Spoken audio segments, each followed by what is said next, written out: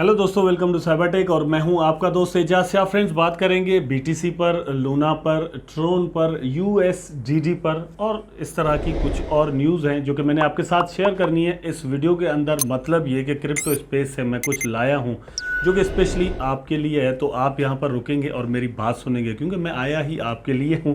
Video को like ज़रूर कर दीजिएगा दोस्तों, साथ साथ रहेंगे। चलते हैं अपने टॉपिक की जानिब। यहाँ पर बीटीसी का चार्ट मैंने सबसे पहले खोला हुआ है, तो क्या इस पर पहले बात करें? I don't think so. मेरा ख्याल है कि सबसे पहले मैं आपको जो न्यूज़ देता हूं वो ये है कि massive Ethereum upgrade expected to happen in August, says Ethereum protocol developer. तो इथेरियम से जो सबसे बड़ा शिकवा है, सबसे बड़ा गिला है, वो ये है कि उसकी स्पीड ऑफ ट्रांजेक्शन्स जो है वो बहुत ही स्लो है और उसकी वजह से फ़ीस जो है वो बहुत ज़्यादा पड़ जाती है। अब ज़्यादातर ये होता है कि हम इथेरियम की जो चेन है वो अपने पैसों की ट्रांजैक्शन के लिए यूज़ ही नहीं करते, क्योंकि वहाँ पर फ़ीस कभी कभार जो हमें पैसे, मतलब ये कि जो कॉइन्स हमें भेजने होते हैं उससे ज़्यादा फीस भरनी पड़ जाती है।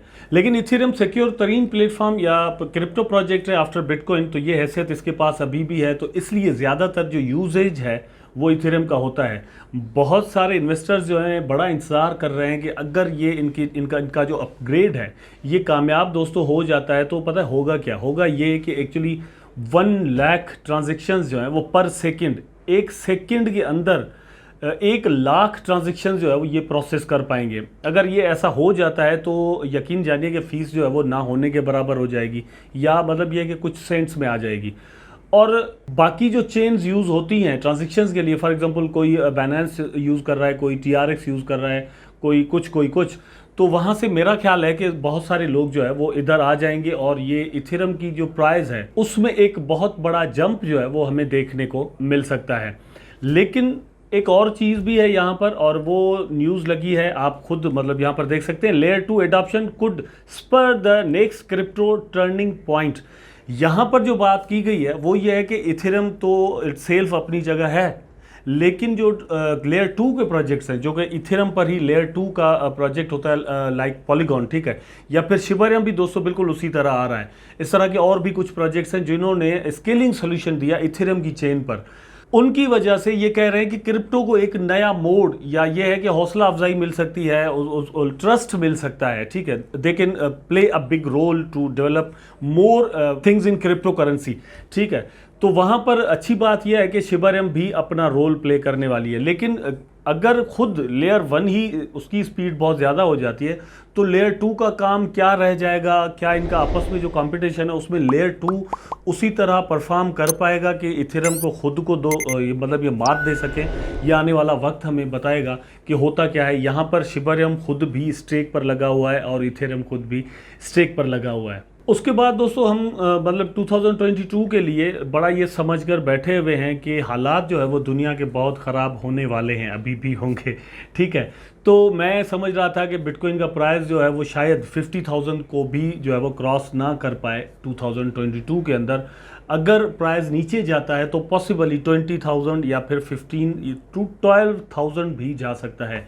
लेकिन experts are expecting something big here, and they are saying that experts say Bitcoin could hit 100,000 in 2022। तो कुछ एक्सपर्ट्स अभी भी यहाँ पर बड़ी उम्मीदें और होप्स लगाए बैठे हैं कि 2022 के अंदर ही BTC जो है वो जा सकता है 1K तक।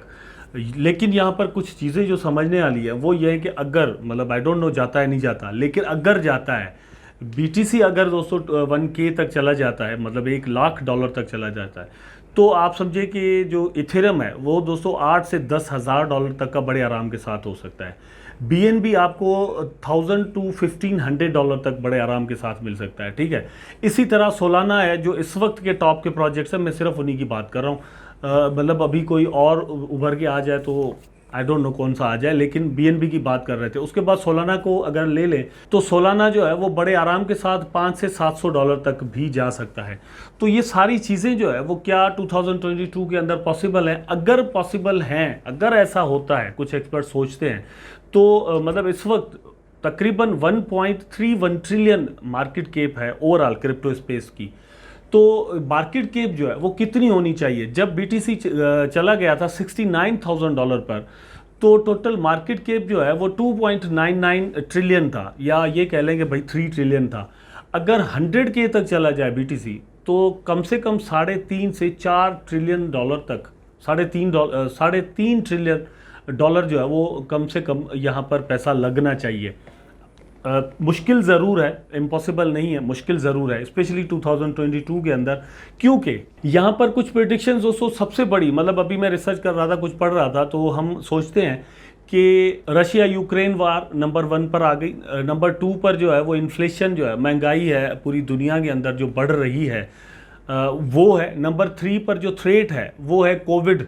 ऑलरेडी 19 से लेकर कोविड हमारे सरों पर मंडला रहा है और उसने पूरी दुनिया के पूरे सिस्टम को तहस नहस करके रख दिया है, और उसी की वजह से इकॉनमीज़ जो है वो बहुत बुरी हालत में पहुंची हुई हैं। ठीक है, दुकानें शुकानें पूरा बिजनेस जो है वो मंथ तक बंद रहा, तो जाहिर सी बात है उसका असर जो है वो अब हमारे सामने आने वाला है।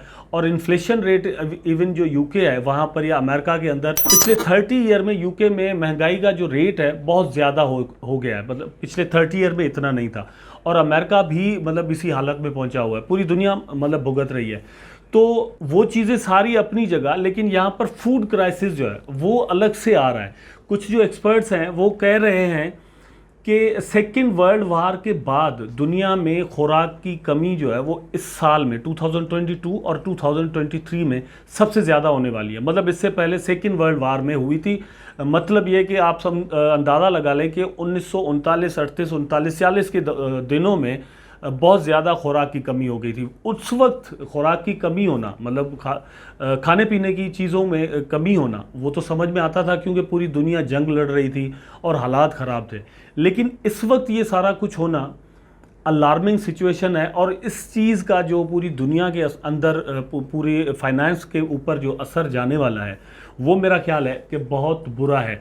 ओवरऑल देखा जाए तो कहीं से भी अच्छी न्यूज़, मतलब ये नहीं है कि क्रिप्टो करेंसी के लिए नहीं आ रही, लेकिन पूरी दुनिया के जियोपॉलिटिकल सिस्टम में आप देख लें या फिर इकोनॉमी में देख लें तो कहीं से भी कोई अच्छी न्यूज़ नहीं आ रही। फॉरेक्स मार्केट में आप देख लें तो वो भी गिरावट का शिकार है, गोल्ड भी एट अ टाइम गिर रहा है दोस्तों, डॉलर भी एट अ टाइम गिर रहा है, और सेम टाइम पर डिफरेंट चीज़ें जो है उनके प्राइसेस जो है वो डाउन जा रहे हैं। आप स्टॉक्स को देख लें तो उनके प्राइसेस भी डाउन जा रहे हैं। पूरी दुनिया की हालत इस तरह की है, लेकिन फिर भी कुछ एक्सपर्ट्स जो कि हैं भी एक्सपर्ट, वो कह रहे हैं कि बीटीसी का प्राइस जो है वो 100K तक जा सकता है। आई होप कि मतलब प्राइस जो है वहाँ तक चला जाए। मैं तो चाहता हूँ कि 2022 में ही वहाँ तक चला जाए, तो 23 में उससे भी आगे, 24 में उससे ही आगे, और हम एक अच्छा प्रॉफिट जो है वो हर साल यहाँ पर बना सकें।